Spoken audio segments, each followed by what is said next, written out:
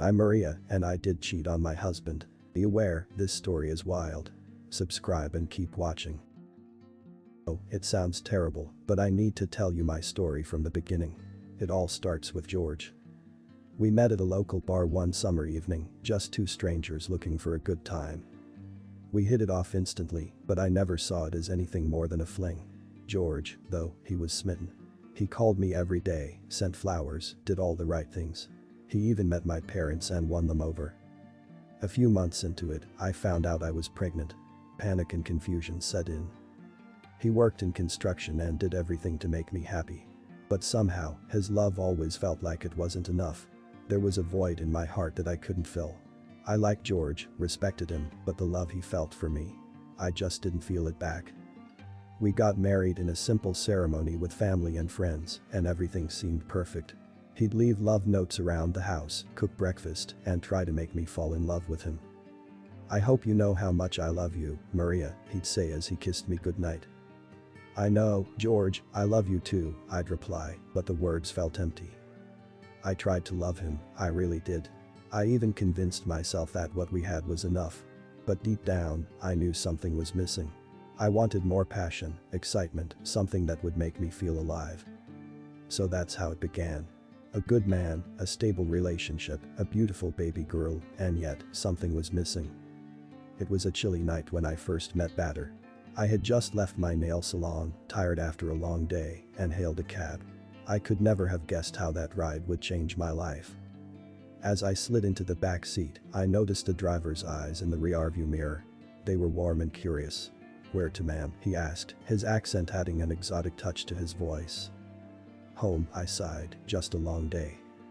"Tell me about it," he chuckled, and I couldn't help but smile. There was something about him that drew me in. We started talking, and somehow the conversation flowed effortlessly. He told me about his dreams of becoming a writer, his love for poetry. I found myself sharing my own dreams, something I never did with George. "You know, I always wanted to travel," I confessed, "see the world, experience new things." "Why haven't you?" Bader asked, genuinely interested. I hesitated for a moment. "Life, I guess. Marriage, responsibilities, a child." He nodded, understanding. "Life has a way of putting our dreams on hold, but that doesn't mean we should let them go." His words struck a chord in me. I looked into his eyes through the mirror and saw a kindred spirit. We continued to talk, sharing our hopes and fears. I found myself opening up to him in ways I never had with anyone else. As we neared my home, a sense of sadness washed over me. I didn't want this ride to end. "You know," I said, my voice trembling, "I wish I could keep talking to you." He smiled, his eyes twinkling. "Who says we can't? Here's my number. Call me if you ever want to talk again." I took the slip of paper, my heart racing. "Thank you, Bader. I think I will." As I stepped out of the taxi, I felt a thrill I hadn't felt in years. I knew I was crossing a line, but at that moment, it didn't matter. I was alive, and I wanted to feel more. I turned and waved goodbye, watching the taxi drive away. My mind was a whirlwind of emotions, excitement, guilt, longing. I knew I was playing with fire, but I couldn't stop myself.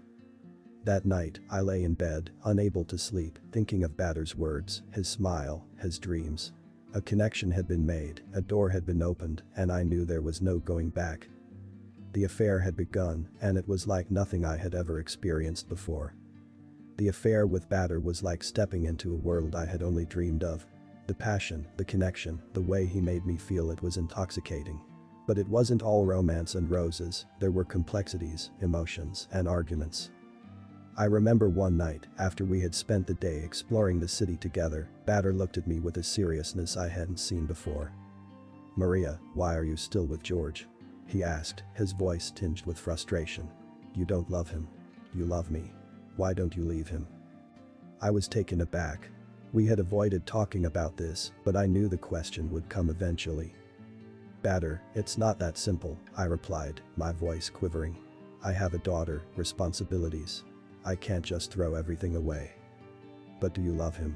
he insisted, his eyes searching mine. I looked away, tears in my eyes. "No, but he loves me. And Melanie needs a father." Bader grabbed my hand, his voice softening. "I could be a father to her. I want a family with you, Maria. I want to build a life with you." The weight of his words hung heavy in the room. I knew he was sincere, and a part of me longed to say yes, to leave everything behind and start anew. But the fear, the guilt, the reality of it all held me back. "Batter, I can't," I whispered, tears streaming down my face. "I can't hurt George like that. And what if it doesn't work out between us? What then?" He pulled me close, his voice gentle but firm. "Maria, I love you. I believe in us. But I need you to believe in us too. If you can't leave him, then what are we doing here?" That question haunted me for weeks. What were we doing? I was living a double life, lying to my husband, my daughter, myself. I was trapped in a web of deception, pulled between two worlds.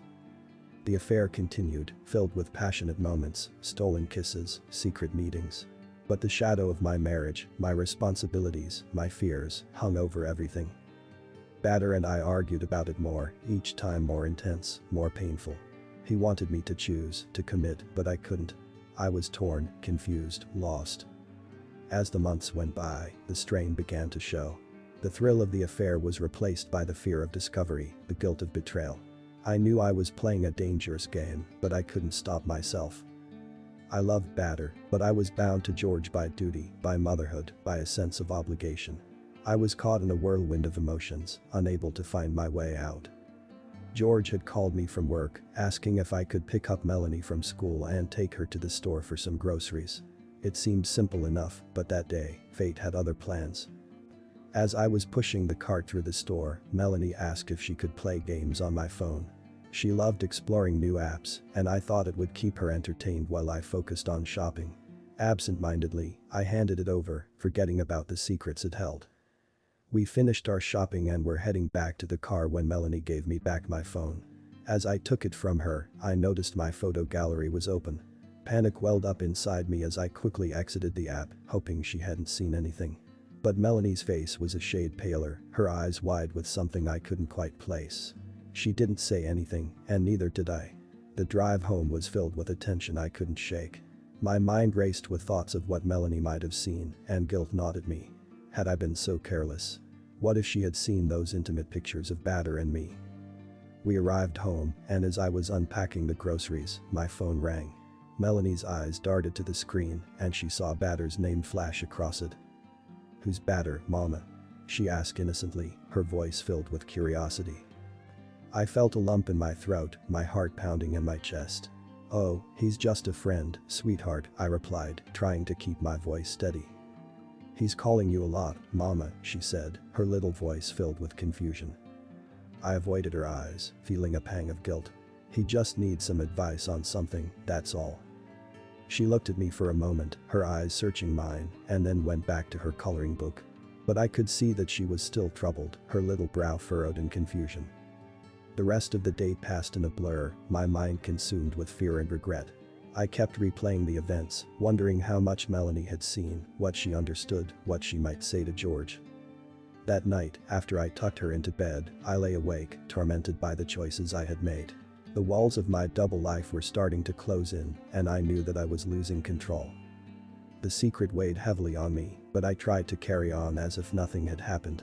I continued to see Batter, continued to lie to George, continued to live my double life. But the fear was always there, lurking in the back of my mind. I knew that it was only a matter of time before the truth came out. The lies were unraveling, the cracks were showing, and I was spiraling down a path I couldn't escape. But the full extent of the fallout was yet to come, and the way it unfolded was something I could never have predicted. The evening started like any other date with Batter. I had lied to George, telling him I'd be out with friends from work, as Batter and I settled into a cozy corner of our favorite restaurant. "Maria, have you ever thought about what it would be like if we didn't have to hide?" Batter asked, reaching for my hand across the table. "I try not to think about it, Batter. It's too painful," I replied, squeezing his hand. "But yes, I've thought about it. A lot." Our conversation drifted into the future, as it often did, with Batter expressing his desire for us to be a real family. I knew he was growing impatient with my hesitance to leave George. The turning point of the evening arrived with a simple beep from my phone. Notification after notification began to flood in. "What's going on?" Batter asked, his brow furrowing in confusion. I don't know, let me check, I said, pulling out my phone. My blood ran cold as I saw the photos, the intimate pictures of Bader and me, shared on George's social media page with a caption that made my heart sink. I want the world to know what kind of wife I have. Bader, I whispered, unable to form words, showing him the screen. What is this? He said, his voice barely audible. How did he find out? I don't know, I stammered, tears filling my eyes. I don't know how this happened. The restaurant around us disappeared as we locked eyes, both of us realizing the gravity of the situation. My reputation, Maria. What about my job? My family? What if they see this? Bader's voice rose in panic. I'm sorry, Bader. I'm so sorry, I sobbed, the guilt crushing me. Sorry. That's not enough, Maria. This is going viral. My friends are commenting on it. They recognize me. Bader's voice was filled with anger and betrayal. I didn't do this, Bader. I didn't want this to happen. We have to find a way to fix it, I pleaded, my voice breaking. Fix it? How can we fix this, Maria? It's out there for everyone to see. This isn't just about us anymore. It's about my life, my career. I'll talk to George. I'll beg him to take it down. I'll do whatever it takes, I said, desperation in my voice. What if it's too late? Bader asked, his face pale. What if everyone knows by now? We have to try, Bader. We have to fight for us, I insisted, reaching for his hand. He pulled away, his eyes filled with uncertainty and fear. I don't know, Maria. I just don't know if we can come back from this. My knees felt weak as I walked back into our house that night, the weight of the world crushing down on my shoulders. Bader's anger and confusion still echoed in my ears, but now it was time to face George. He was waiting for me in the living room, divorce papers laid out on the coffee table, his eyes filled with a mixture of fury, betrayal, and profound sadness. I'd never seen him look at me like that. George, I can explain, I stammered, but he cut me off. Explain. Explain what, Maria? How you lied to me. How you destroyed our family. His voice was a controlled rage, and his words were like daggers. I didn't mean to hurt you, George. I was confused. I thought I needed something more. You thought. You didn't think about me or Milani or what this would do to us.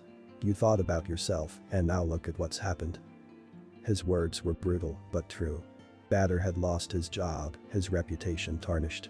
George had the divorce papers ready, moving with a speed that showed he had made up his mind.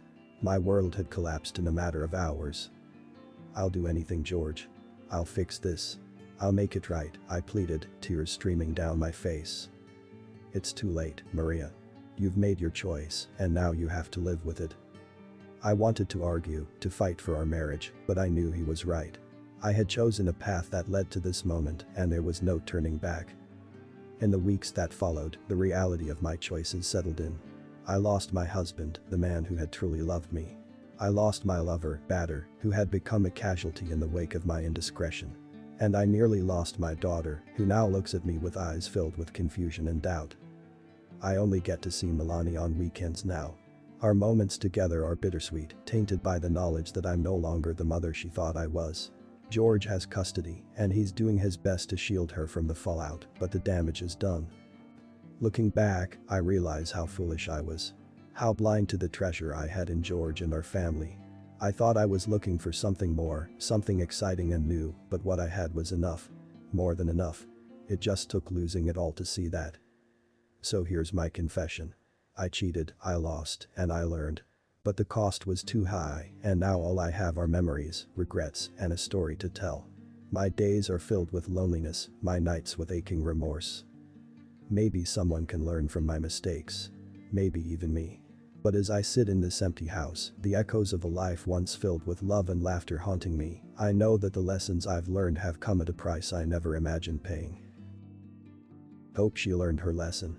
Oh my God, this world is going wild, women going wild. I need some tea after reading this for you. If you enjoyed this story, drop a like and subscribe my